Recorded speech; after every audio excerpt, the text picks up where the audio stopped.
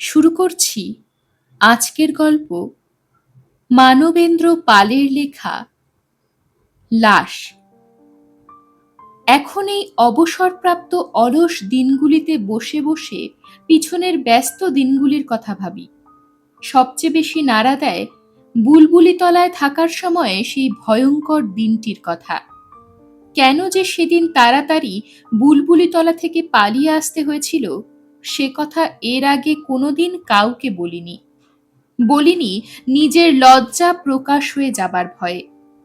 কেউ হয়তো বা ভাবতে পারে আমি খুব ভীতু ছিলাম, কিংবা কুসংস্কারাচ্ছন্ন সেকালের কোনো এক গ্রামে থাকতে থাকতে আমিও বুঝি তাদেরই মতো যুক্তি বিজ্ঞান সাহসের পরিমণ্ডল থেকে দূরে ছিটকে পড়েছিলাম। আসলে এসব কিছুই নয়। সব ঘটনা শুনে তোমরাই বিচার করে দেখো আমি কুসংস্কারাচ্ছন্ন বা ভীতু ছিলাম কিনা। মানুষের কত বিচিত্র রকমের জীবিকা আছে তা ভাবতে গেলে অবাক হতে হয়। আমার লেখাপড়া তেমন উঁচু মানের ছিল না। কোনো রকমে স্কুলের গণ্ডিটা পেরিয়েছিলাম। ওই অল্প বিদ্যে নিয়ে কলকাতা দূরের কথা, আমার গ্রামের বাইরে কোনো শহরে গিয়ে চাকরি জোটানোও কঠিন ছিল। হাতের তেমন কাজও জানা ছিল না যা দিয়ে অর্থ উপার্জন করতে পারি। তবে আমার 20-21 বছর বয়স থেকে ছবি তোলার নেশা ছিল, আর অনেক কষ্টে কিছু টাকা জোগাড় করে একটা সেকেন্ড হ্যান্ড ক্যামেরা কিনেও ফেলেছিলাম। সেটা সঙ্গে নিয়ে মাঠে জঙ্গলে ঘুরে বেড়াতাম। ভালো স্পট পেলে ফটাফট ছবি তুলতাম। এইভাবে আমাদের গ্রামে আমি একমাত্র ভালো ছবি তুলতে পারি এমনই একটা খ্যাতি রটে গিয়েছিল। তবে আমার 2 পয়সা রোজগারের যে সুবিধে হয়েছিল তা মোটেই নয়। কেননা আমাদের এখানে পয়সা খরচ করে শুধু শুধু কেউ ছবি তুলতে চাইবে না। তবে একটা ব্যাপারে প্রায় আমার ডাক পড়তো, সেটা হচ্ছে মরার ছবি তোলা। সকলেই জানেন যে মানুষ সারা জীবন একটি ছবিও তোলেনি, মৃত্যুর পর অন্তিম যাত্রার আগে তার ঘনিষ্ঠ আত্মীয় স্বজন তাদের প্রিয়জনটির স্মৃতি হিসেবে একটা ছবি তুলে রাখতে চায়। কিন্তু আমাদের সে সময়ে গ্রামে ছবি তোলার সুবিধে ছিল না। তাই স্মৃতি রক্ষার জন্যে মৃতের 2 পা আলতায় মাখিয়ে সাদা কাগজে ছাপ তুলে তারপর সেটা বাঁধিয়ে দেওয়ালে টাঙিয়ে রাখা হতো। কিন্তু পায়ের ছাপ আর ছবি তফাৎ অনেক। তারপর আমার গ্রামের আশেপাশের লোকেরা কেমন করে আমার সন্ধান পেল জানি না। যখনই আমার বাড়ির কাছ দিয়ে মরা নিয়ে যেত, কেউ একজন আমার বাড়িতে এসে হাঁক ডাক করত যেন এক্ষুনি একবার ক্যামেরা নিয়ে শ্মশানে চলে আসি। আমি আর দেরি না করে তখনই শ্মশানে চলে যেতাম, কেননা শ্মশানে গিয়ে মরার ছবি তুললে ভালো টাকা পাওয়া যেত। দিনের বেলা এরকম চলতো, কিন্তু রাতের বেলা হলেই মুশকিল হতো। মুশকিল আলো নিয়ে। তখনও আমাদের এখানে ফ্ল্যাশে ছবি তোলার ব্যবস্থা ছিল না। ঘুটঘুটে অন্ধকারের মধ্যে শ্মশান ঘাটে শুধু বাঁশের ডগায় দড়ি বেঁধে একটি ডে লাইট ঝুলিয়ে রাখা হতো। তাতে ছবি তোলা যেত না। অগত্যা একটা মরাও যেন বাদ না পড়ে সেই জন্য কলকাতা থেকে ফ্ল্যাশ বাল্ব নিয়ে এলাম। এখন রাতে মরা এলেও ছবি তুলতে অসুবিধা হয় না। মরার ছবি তুলে বেশি টাকা উপার্জনের নেশা ক্রমে বাড়তে লাগলো। অনেক রাত পর্যন্ত ঘুম আসতো না। এই বুঝি একটা মরা চলে গেল। দূরে হরিবোল শুনলেই তাড়াতাড়ি বিছানায় উঠে বসে থাকতাম, যেন ডাক দেওয়ার সঙ্গে সঙ্গে বেরিয়ে যেতে পারি। মরাটা চলে যাবার আগেই সব যাত্রীর সঙ্গের কেউ একজন হাঁক দিত, সরকার বাবু, ক্যামেরা নিয়ে চলে আসুন। যাই বলেই পরনের লুঙ্গি গেঞ্জি বদলে ধুতি শার্ট পরে ক্যামেরা কাঁধে ঝুলিয়ে সাইকেল নিয়ে বেরিয়ে পড়তাম। শ্মশান ঘাটে গিয়ে ছবি তুলে আমার ফি গুনে নিয়ে চলে আসতাম। তবে বেশি রাত হলে একা একা ফিরতে সাহস হতো না।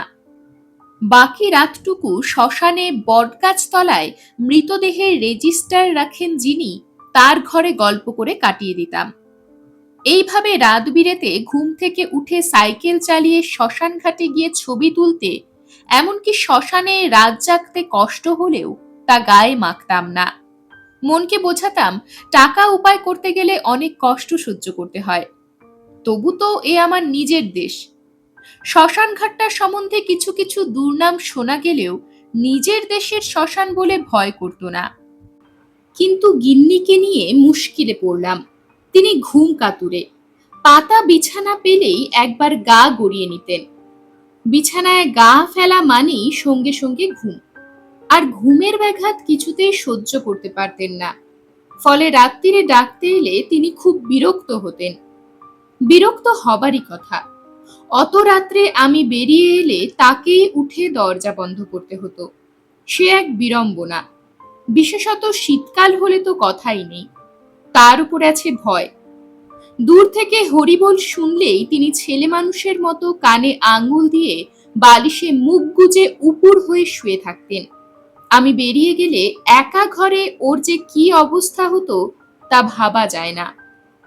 শেষ পর্যন্ত গৃহিণী অত্যন্ত বিরক্ত হয়ে আমাকে রাত্রিরে মরার ছবি তুলতে বারণ করলেন।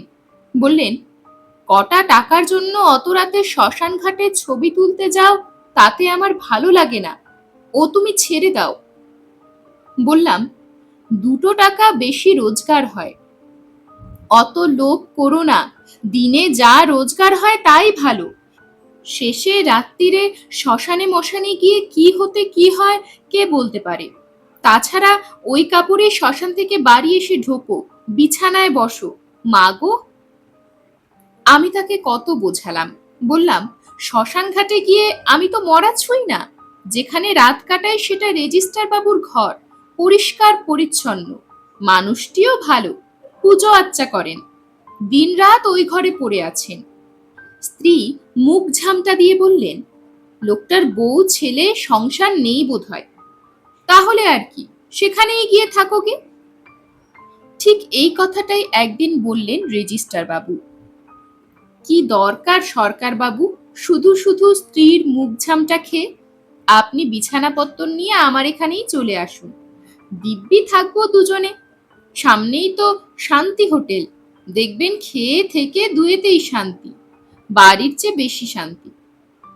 ভেবে দেখলাম রেজিস্ট্রার বাবু মন্দ বলেননি, তবে কি না। এর মধ্যে আবার তবে কিন্তু আসছে কেন? বললাম, অনেক কাল একসঙ্গে আছি তো, হঠাৎ চিরকালের মতো একেবারে ছাড়াছাড়ি ও সহ্য করতে পারবে না। কি মুশকিলেই পড়লাম। চিরকালের মতো বলছেন কেন? একেবারে ছাড়াছাড়ির কথাই বা উঠছে কেন? ভালো না লাগলে আবার আগের মতো সংসারী হয়ে পড়বেন, আর একেবারে ছাড়াছাড়ি হবে কোন দুঃখে? সকালে এক ফাঁকে টুক করে বাজার করে বাড়িতে তো দিয়ে আসতেই হবে। না না, ভাববেন না, সকালে বড় একটা মরা আসে না। একটু থেমে বললেন, সহ্য করতে পারবেন না বলছেন? জানেন না, স্ত্রীরা স্বামীর না থাকা বরঞ্চ হাসি মুখে সহ্য করতে পারে, কিন্তু ঘুমের ব্যাঘাত পারে না।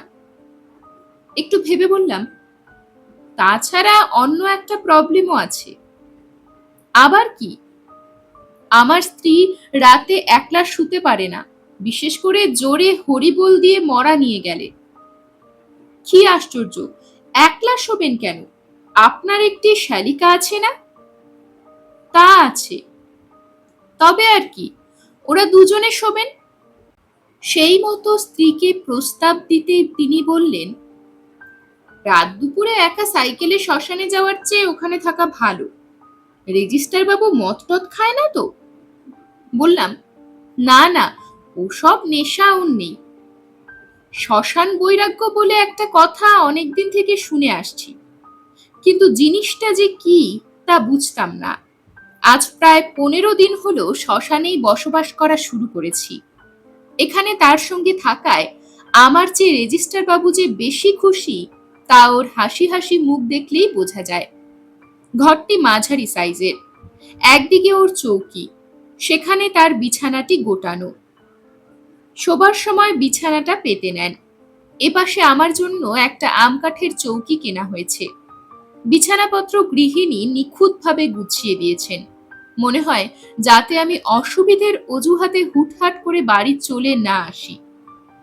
আমি বোধহয় একটু কুড়ে টাইপের, রোজ শোবার সময় বিছানা পাতো, আবার ঘুম থেকে উঠে বিছানা গুটিয়ে রাখো। এত পরিশ্রম আমার পোষায় না। দরজা দিয়ে ঢুকতেই সামনে একটা টেবিল আর মুখোমুখি দুটি চেয়ার। টেবিলে রেজিস্ট্রার বাবুর খাতাপত্র, ফাইল। তিনি প্রায় সারাদিন টেবিলে সামনের চেয়ারে বসে থাকেন, যেন অফিসের ডিউটি দিচ্ছেন। ঘরের এক কোণে লণ্ঠন। সন্ধে হলেই অন্ধকার করে আসতো। লণ্ঠনের পাশে একটা জলচৌকিতে দেশলাই, যেন আলো জ্বালাবার সময় অন্ধকারে দেশলাই খুঁজতে না হয়। আমার বিছানার গায়েই উত্তর দিকে একটা জানলা। সেই জানলা দিয়ে কিছু দূরে গঙ্গা দেখা যায়, কিন্তু প্রকৃতির দৃশ্য দেখব কি? অল্প দূরেই পাঁচিল ঘেরা শ্মশান, বুলবুলিতলার বহু পরিচিত শ্মশান। দূর দূর গ্রাম থেকে লোকে মরা নিয়ে আসে দাহ করার জন্যে। ফলে দিনে অনেক কটা মরা পড়ে। পোড়ার কটু গন্ধ আর ছাই উড়ে আসে জানলা দিয়ে। এটা আমার কাছে খুব অস্বস্তিকর। আমি অনেক রকমের মৃতদেহের ছবি তুলেছি বটে, কিন্তু শ্মশানের এরকম নিকট প্রতিবেশী হয়ে দিন কাটাতে হয়নি। আরো অস্বস্তিকর পেছনের ঝাঁকড়া বটগাছটা। তার ডালে ডালে আবার শকুন বসে থাকে। সমস্ত পরিবেশটাই যেন কেমন কেমন। এরই মধ্যে সব যাত্রীরা হরিধ্বনি দিয়ে মরা নিয়ে আসে। প্রথমেই নামায় অফিস ঘরের সামনে। একজন একটা স্লিপ হাতে নিয়ে অফিস ঘরে এসে ঢোকে। রেজিস্ট্রার বাবু স্লিপটা ভালো করে দেখেন। ওটাই আসল, ডাক্তারের দেওয়া ডেথ সার্টিফিকেট। তারপর কতগুলো মামুলি প্রশ্ন করে মৃতের নাম ধাম রেজিস্টারে এন্ট্রি করেন। তারপর হয়তো ছবি তোলার কথা হয়। রেজিস্ট্রার বাবু আমাকে দেখিয়ে দেন, হেসে বলেন, আপনাদের সুবিধের জন্য আমি ওকে এখানে এনে রেখেছি। ছবি তুলে দিই, নোট গুনে নি, 3 দিন পর কপি নিয়ে যেতে বলি। একটা মরার পর আবার কখন আসবে তার ঠিক নেই। এই সময়টা অখণ্ড অবসর। বিছানায় পা তুলে বসে উত্তর দিকের খোলা জানলা দিয়ে চোখ মেলে দিই। হু হু করে তা দিয়ে হাওয়া এসে ঢোকে, গা জুড়িয়ে যায়। গঙ্গার ওপারটা ফাঁকা, কিছু উদ্বাস্তুর বাসা। দেখি গরু চড়ছে, নদীতে 2-3টে নৌকো। মনটা কেমন উদাস হয়ে যায়। এই উদাস ভাবটা বেশি হয় বিকেল বেলায়। একটা দিন শেষ হয়ে গেল, সঙ্গে সঙ্গে জীবন থেকে যেন খসে পড়ল একটি তারা। তখনই মনে হয় সংসারে কে কার, সব শূন্য। জানি না একেই কি বলে শ্মশান বৈরাগ্য। গতকাল থেকে শুনছি ঘাটে একটা মরা এসে লেগেছে। কি সর্বনাশ, কার মরা? রেজিস্ট্রার বাবুকে জিজ্ঞেস করলুম। তিনি বিন্দু মাত্র বিচলিত না হয়ে বললেন, কে জানে, অমন নাম ঠিকানাহীন কত মরাই তো ভাসতে ভাসতে এসে লাগে, বিশেষত বর্ষার সময়, গঙ্গা যখন ফুলে ফেপে ওঠে। আশ্চর্য মানুষ তো। কোনো দেশের কোনো পরিবারের কারো প্রাণের ধন মরে গেল, মুখে একটু আগুন পেল না, ভাসতে ভাসতে চলেছে এ ঘাট থেকে ও ঘাটে। দুঃখের ব্যাপার, কিন্তু রেজিস্ট্রার বাবুর দুঃখ বোধ নেই। কেমন সহজে বলে দিল অমন নাম ঠিকানাহীন কত মরাই তো এসে লাগে। আচ্ছা, মরার হিসেব রাখতে রাখতে লোকটা কি একেবারে পাথর হয়ে গেছে? একদিন বিকেলে ওকে ওর বাড়ি ঘরের কথা জিজ্ঞেস করেছিলাম। জানলাম হুগলিতে ওর বাড়ি। সেখানে স্ত্রী, পুত্র, কন্যা আছে, ভালোই আছে। কিন্তু ওকে কোনোদিন স্ত্রী পুত্রদের কাছে যেতে দেখলাম না, কোনোদিন এতটুকু মন খারাপ করতে দেখলাম না। জিজ্ঞেস করলে বলেন, এখানে কাকে বসিয়ে যাই, সরকারি হিসেব তো। তা বলে বাড়িতে কে কেমন আছে খবর নেবেন না? উনি নিশ্চিন্তে উত্তর দিলেন, খবর তো পাই। বলেই ড্রয়ার থেকে মোটা সুতো বাঁধা একগুচ্ছা পোস্ট কার্ড বের করে দেখালেন। পরের চিঠির প্রতি আমার আগ্রহ নেই। আমি শুধু ঠিকানাটা দেখলাম, শ্রীযুক্ত নরেন্দ্রচন্দ্র মল্লিক, শ্মশানঘাট, বুলবুলিতলা, জেলা বর্ধমান। এই ঠিকানা, আর কিছু নয়, শুধু শ্মশানঘাট। তাহলে আমারও বর্তমান ঠিকানা কি শ্মশানঘাট? সারাদিনে কয়েকবারই ঘাটে এসে লাগা সেই পরিচয়হীন মৃতদেহটির কথা মনে হলো। কি হতভাগ্য ওই বেওয়ারিশ দেহটির মালিক! এই যে শ্মশান ঘাটে এসে ক্যামেরা কাঁধে ঝুলিয়ে বেঞ্চির ওপরে বসে আছি, কখন মরা আসবে, কখন ছবি তুলব, কিন্তু ভেসে আসা মৃতদেহটির ছবি কেউ তুলবে না, কেউ তুলতে বলবেও না। পুলিশ যদিও তোলে তবে তা তদন্তের জন্যে, বাড়িতে স্মৃতি হিসেবে রাখার জন্যে নয়। কি দুর্ভাগ্য বেচারির! পরের দিন শুনলাম মৃতদেহটি ঘাটে ঠেকে রয়েছে। বললাম, একটা নামধামহীন মরা আজ দুদিন ধরে এসে ঘাটে পড়ছে, পুলিশ খোঁজ করবে না? পুলিশ? অবাক হলেন রেজিস্ট্রার বাবু। এ অঞ্চলে পুলিশের টিকি দেখা যায় না। অবশ্য গ্রামের মধ্যে খুন খারাপি হলে তখন শহর থেকে জিপ হাঁকিয়ে বড়বাবু সদল বলে আসেন। বললাম, গ্রামে খুন খারাপি হলে তবে তদন্ত, আর জলে ভেসে এলে সেই লাশের তদন্ত হবে না? রেজিস্ট্রার বাবু বললেন, কে আর শুধু শুধু খোঁচাতে যায়? তাছাড়া আগেই তো বলেছি, বানে বন্যায় অমন কত লাশ আসে, কে তার ঠিকুজি গোষ্ঠীর খোঁজ রাখতে চায় বলুন? মনে মনে বললাম, তা বটে। বাড়িতে ডাক্তার বুদ্ধির চিকিৎসার মধ্যে ওষুধপত্তর খেয়ে মরার মধ্যে যে কৌলিন্য আছে, জলে ভেসে আসা লাশের তা থাকতে পারে না। কাজেই এসব লাশের ছবি ওঠার সৌভাগ্য হয় না। ভাবতে ভাবতে সত্যি সত্যি বুক থেকে দীর্ঘশ্বাস বেরিয়ে এলো। সেই মৃদু শব্দে রেজিস্ট্রার বাবু অবাক হয়ে বললেন, কি হলো? বললাম, ওই লাশটার কথা ভাবছিলাম। ভাববার কি অন্য বিষয় পেলেন না? বলে তিনি একটু হাসলেন। বিকেলে একটু গঙ্গার ধারে গিয়েছিলাম। গল্প করতে করতে রেজিস্ট্রার বাবুও বেরিয়ে এসেছিলেন। উনি সাধারণত বেরোন না, কখন মরা এসে পড়ে। তবু কাছে পিঠে যদি বেরোন, অফিস ঘরের দরজা খুলে রাখেন, ডোমকে বলে যান, কাছেই আছি, এক্ষুনি ফিরব। বললাম, এদিকে এলাম যখন, চলুন লাশটা দেখে আসি। দুজনে ঘাটের নির্দিষ্ট জায়গায় এসে দাঁড়ালাম, কিন্তু লাশ নেই। লাশটা গেল কোথায়? কোথায় আর যাবে, ভেসে গেছে। ও কি এক জায়গায় থাকার? জিজ্ঞেস করলাম, কত দূর যেতে পারে? রেজিস্ট্রার বাবু হেসে উঠলেন। আপনি দেখছি লাশটার প্রেমে পড়ে গেছেন। লজ্জিত হয়ে বললাম, না না, তা নয়, আমার ইচ্ছে ছিল লাশটার একটা ছবি তুলব। লাশের ছবি তো তোলে পুলিশে, আপনি তুলে কি করবেন? বাড়িতে টাঙিয়ে রাখবেন? তাও তো কালই দেখলাম পচে গলে ঢোল হয়ে গেছে, দুর্গন্ধে দাঁড়ানো যায় না। মৃতদেহের ছবি সাধারণে তুললেও লাশের ছবি তোলে পুলিশ, কিন্তু পুলিশও যদি ছবি না তোলে? এই উৎকট ভাবনায় সারা রাত্রি ভালো করে ঘুম হলো না। কেবলই মনে হতে লাগলো, আহা, বেচারির পরিচয় নেই বলে কেউ একটা ছবিও তুলবে না। পরের দিন সকালেও এই চিন্তাটা লেগেই রইল। নিজেই অবাক হয়ে গেলাম, এসব কি চিন্তা করছি, পাগল হয়ে গেলাম নাকি? রেজিস্ট্রার বাবু বললেন, কি এত ভাবছেন বলুন তো? কাল রাত্রিরেও বিড়বিড় করছিলেন। বললাম, ওই লাশটা আমাকে ছাড়বে না দেখছি। লাশ? হ্যাঁ। বলেই তখনই বেরিয়ে পড়লাম। একটু পরে ফিরে এসে বললাম, লাশটা আবার ঘাটে ভিড়েছে, এবার একেবারে শ্মশানের গায়ে। আবার কোথা থেকে এসে ভিড়ল? তা লাশ লাশ করে আপনি দুদিন ধরে যা করছেন, ও আর আপনাকে ছাড়বে না। কথাটা নিতান্তই ঠাট্টা, তবু ঠাট্টা যে এত দূর সত্য হয়ে দাঁড়াবে কে ভাবতে পেরেছিল? সেদিন সন্ধেবেলা থেকে টিপ টিপ করে বৃষ্টি পড়ছিল। শ্মশানঘাট শুনশান। অন্যদিন যদিও বা দু তিনটে মরা পড়ে, আজ কিন্তু তা একেবারেই নেই। বেশ রাতে চাপা গলায় হরিবোল দিয়ে একটা মরা এলো।